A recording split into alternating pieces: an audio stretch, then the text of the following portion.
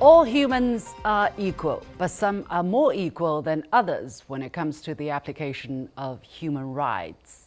And you probably understand what I'm talking about. And that's why many in the global south refuse to accept it. The very first China, Latin America, and Caribbean states Roundtable on Human Rights was held on Tuesday in Rio de Janeiro, Brazil, to expose the double standards and hypocrisy applied in human rights by some countries. The event also provided a platform for countries to share and learn from each other on protecting human rights through development. China has definitely a case to make here, having lifted hundreds of millions of people out of poverty. What are the experiences of Latin American and Caribbean countries in this regard? What consensus emerged, and can it make a difference on people's lives? Welcome to a special edition of The Point, an opinion show coming to you live from Beijing. I'm Li Xin. I'm pleased to be joined from Rio de Janeiro by two participants of the Roundtable. Evandro Carvalho, Professor of International Law at Fluminense Federal University, which co-hosted the event, and Professor Liu Chen, Director of the Center for Cross-Cultural Studies at Beijing Foreign Studies University. She may be joining us later. I'm also joined in the studio by Rafael Henrique Zabetel, a Brazilian editor at the China International Communications Group, and from Shanghai by Niu Haibing, Director of the Institute for Foreign Policy Studies at Shanghai Institutes for International Studies. Welcome, my guests, to this special edition. As I understand this event, and let me go first to Professor Carvalho. Your university co-hosted this roundtable together with the China Society for Human Rights Studies and the Renmin University of China. What is the need for such an event to be held in the first place? Yes, I think this was a very important event organized by two institutions in Brazil and China, as you mentioned before. And this also was the first, round table on China, Latin American and Caribbean states focused on human rights. And I think these, our countries, we have a lot of things to share, and we have a lot of common challenges to face in. And of course, this was an opportunity to send a message that we want to dialogue, and we want to share our experience and learn one each other. And that this was a very fruitful event with more than 100 experts, authorities, scholars here in Rio de Janeiro. And I think that the result was very positive. What are some of the highlights of during the discussion or the outcome of the event? I have read some media reports which talk about some emotional moments. When some participants were talking about the struggle within the human rights domain, they got very emotional. Yes, this is true. Because I think that the most important aspect during this event is highlight that development and peace are two fundamental conditions to promote all the human rights here. So and when you talk about peace, we're not talking only in absence of war, but also the absence of fear, and this is a absence of, how can I say, to feel safe and security. And here in Latin America countries, according to several reports published by, for example, National Development Program or the Economic Commission for Latin America and Caribbean, we see that here the public insecurity, social inequality, it are problems that we face here.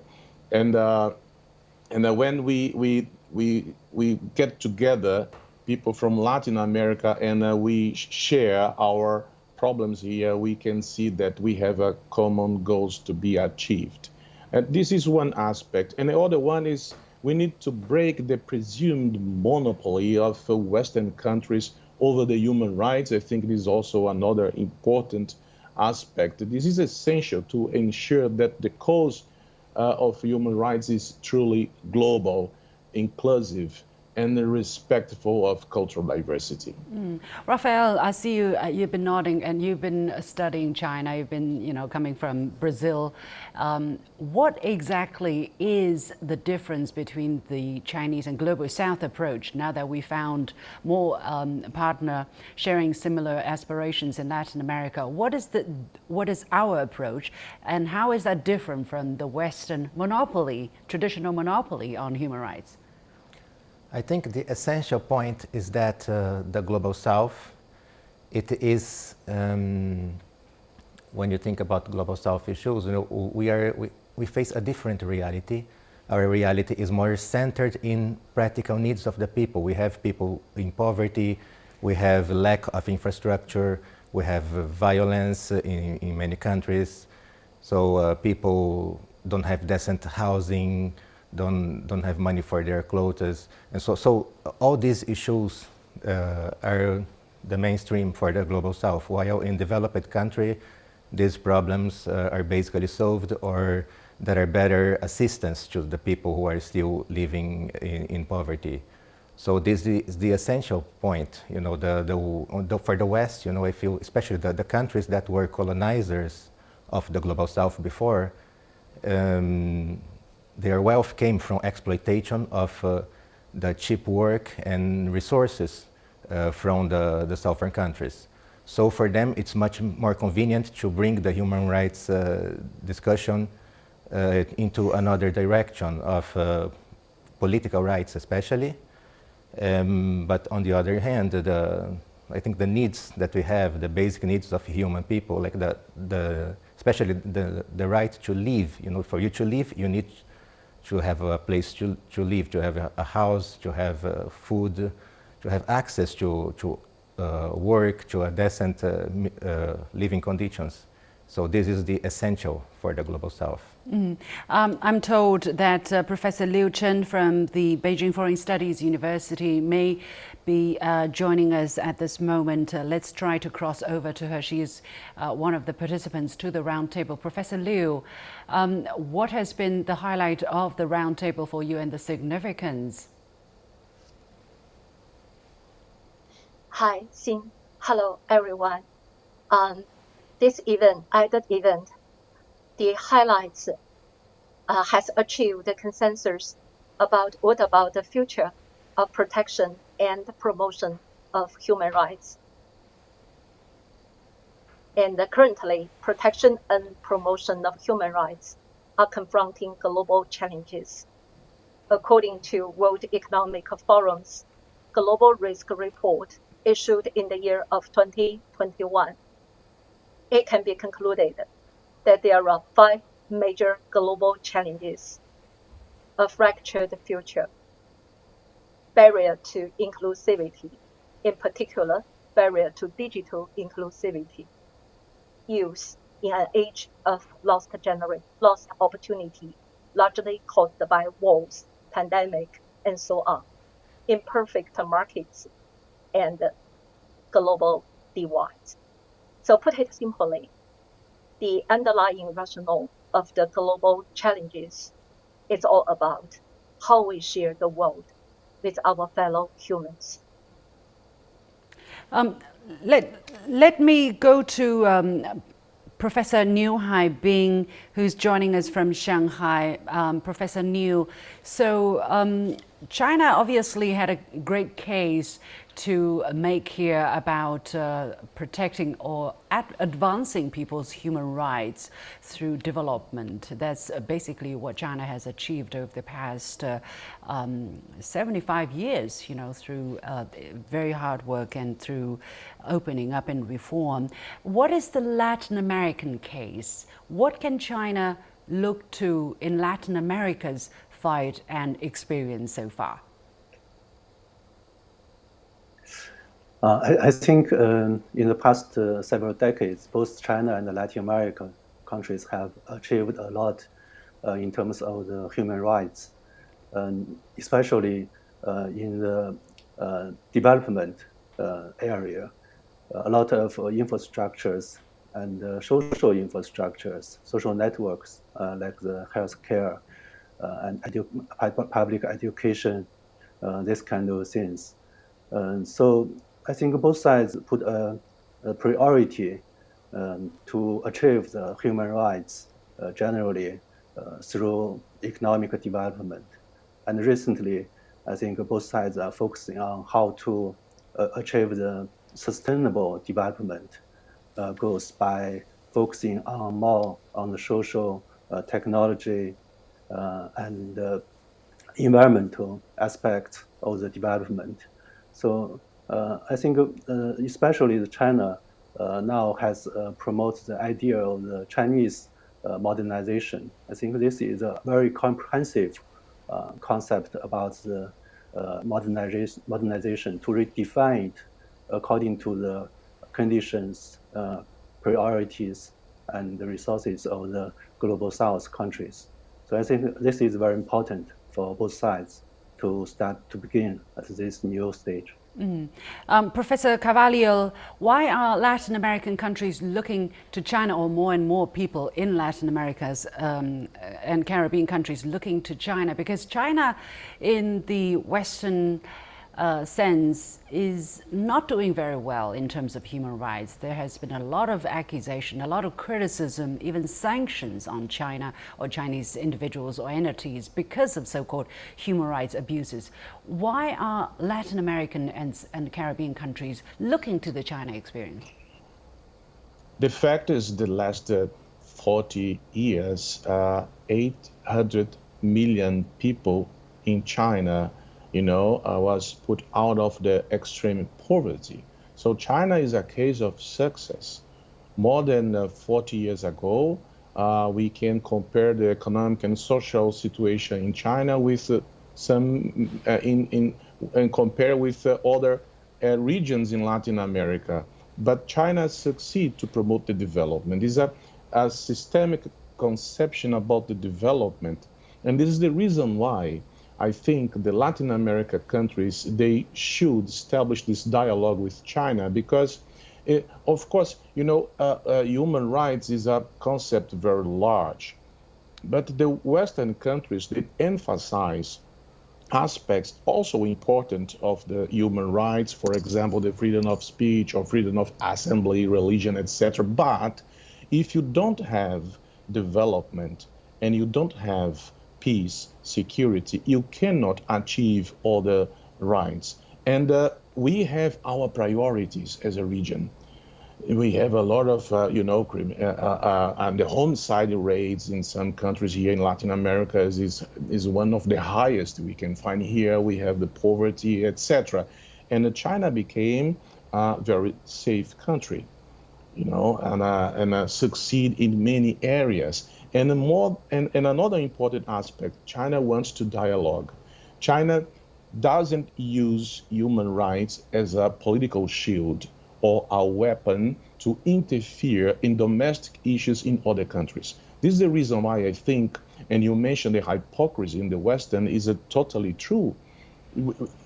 Some countries, they cannot say they are, defenders of the human rights if they are, for example, if they create obstacles to approve Security Council resolution to find a solution for the current conflict between Russia and Ukraine, or the aggression against the Palestinian people.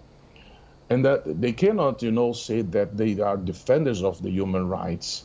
So, but of course, we must continue to dialogue with them. My point is, nobody has, has the only voice, to be, the only country that can, human rights by definition are universal. And this is the point. They do not belong to a particular culture or political system. And China is a country that wants to dialogue with the others, and Latin America as well. And I think we have a lot of similarities and common problems that we can, if we share our opinion, address these problems in a better way. Rafael, do you also sense a kind of awakening, or more people coming to realize that Latin America and the Caribbean countries need to find their own voices, having seen enough is enough in terms of some Western countries saying one thing, doing another, and then lecturing and interfering into other countries' domestic affairs and then criticizing them for not doing well in human rights? Yes, for us it's more and more clear that they are weaponizing the human rights. For me, especially, I was living in Brazil in 2014 and until 2015, the time when there was a movement that resulted in the impeachment of Dilma Rousseff. So for me, it was very clear that was something organized, like a color revolution, let's say.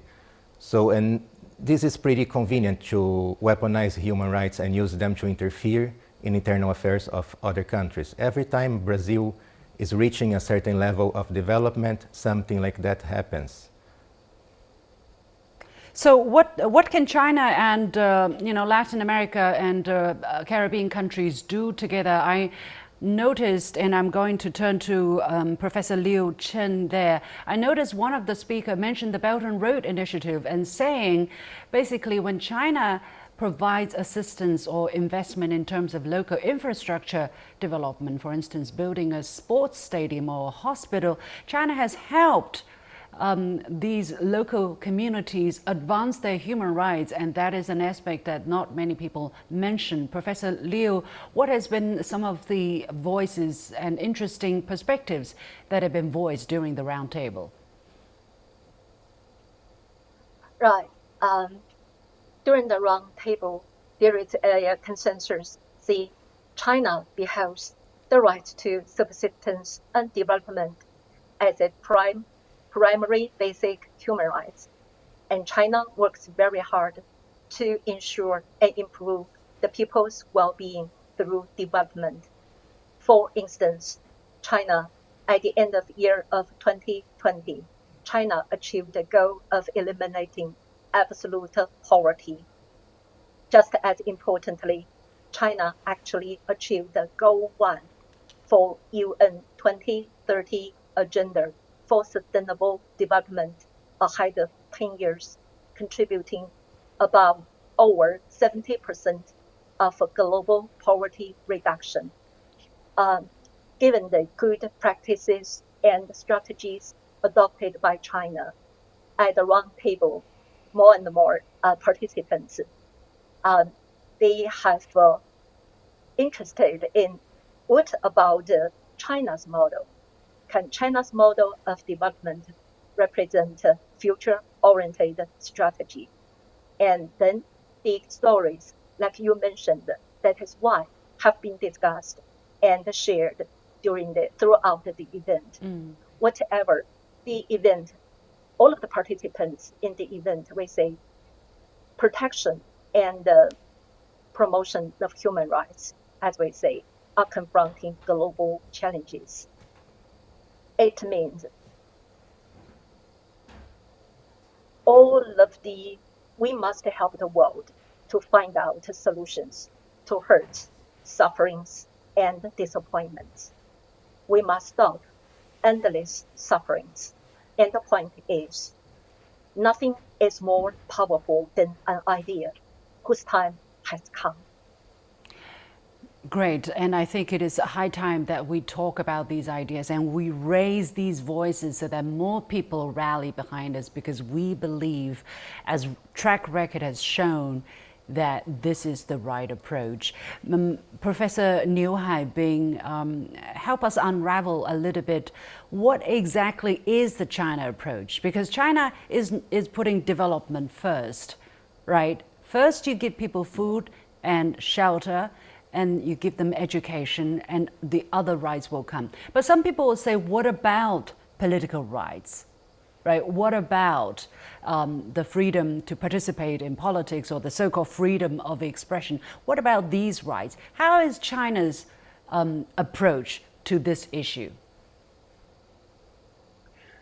Yes, you are right. I think China's approach to human rights is a very comprehensive manner, but not only focusing on the economic aspects, but also on the political and social environmental aspects. So that's why I mentioned the Chinese modernization agenda is a comprehensive international peace, and the domestic green development, inclusive development. And also, I think in terms of the political rights, China has also achieved a lot of achievements, such as the local democracy in the countryside, and also the rising influence of the social media, and a lot of debates about the public issues, like the family planning, how to achieve the low carbon economy. A lot of important issues were debated in the public sphere. So I think this makes the Chinese policy and approach visible and understandable to the rest of the world and also to Latin American countries.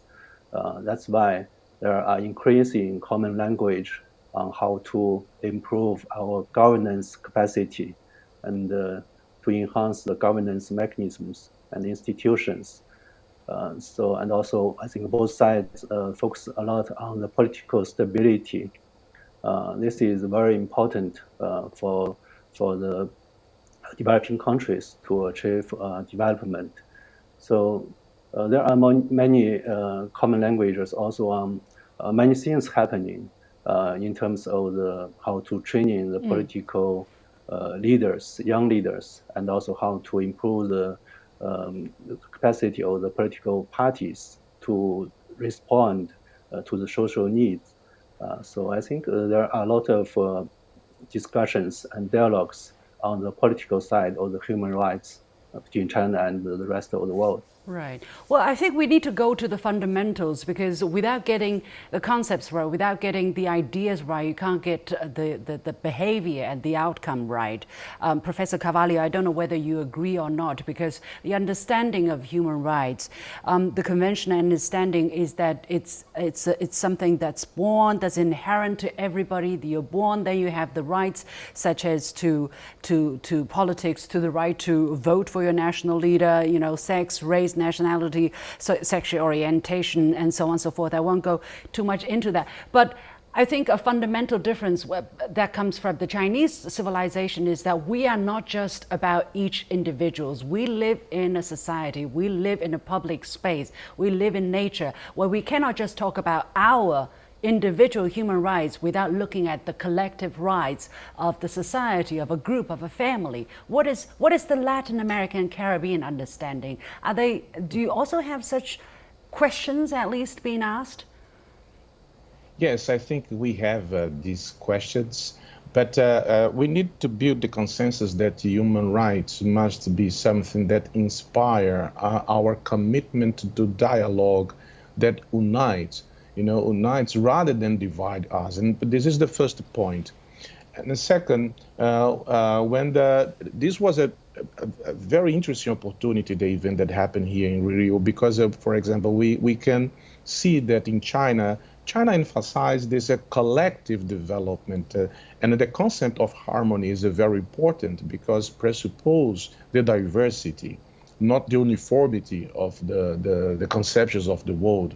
Is totally different from sometimes, I believe, the conception of the world drawn by the Western countries. They want to establish a kind of a uniformity of values, but we need to learn how to dialogue in a very diverse world, and that this is the center of this reality is the concept of the harmony.